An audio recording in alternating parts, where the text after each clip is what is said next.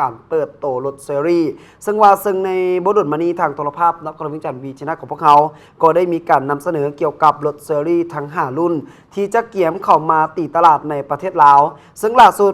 รถประเภทดังกล่าวแมนได้เข้ามาถึงและพร้อมจำหน่ายอย่างเป็นทางการแล้ว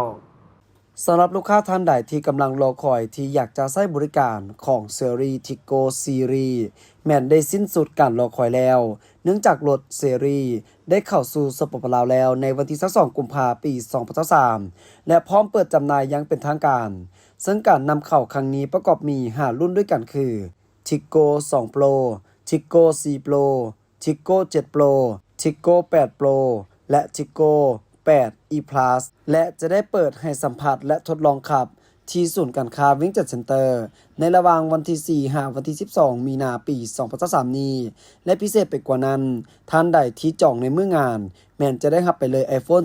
14 และส่วนลดพิเศษทุกรุ่นพร้อมนั้นท่านใดที่ทดลองขับยังมีสิทธิ์ลุ้นรับรางวัลในมื้องานเต็มอีกเฉพาะท่านใดที่จองรถเซรีในมื้อนี้แม่นจะได้รับทันที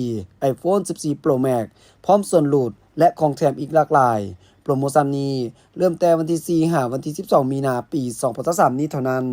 และลูกค้าที่จองรถหรือออกรถเซรีทิโก้2 Pro มื้อนี้รับส่วนลด$500สหรัฐสำหรับทิโก้4 Pro แถม iPhone 14สำหรับทิโก้7 Pro และทิโก้8 Pro แถม iPhone 14 Plus สำหรับทิโก้8 Pro E Plus แถม iPhone 14 Pro Max และทุกรุ่น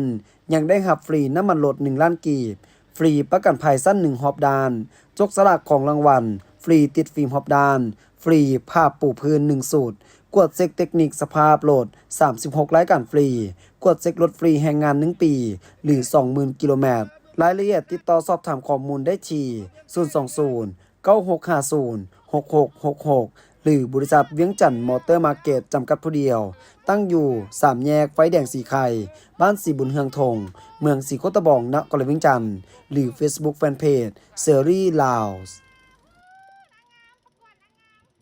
จากท่านผู้ชมที่เคารพก็เห็นได้ถึงว่ารถเชอรี่ได้เข้ามาถึงประเทศลาวเป็นที่เรียบร้อยโดยเฉพาะก็แม่นยี่ห้อหรือว่ารุ่นใหม่ล่าสุดแบบนี้ท่านใดที่ว่าอยากสนใจจับจองก็สามารถติดต่อสอบถามไปนำภาคส่วนที่เกี่ยวข้องได้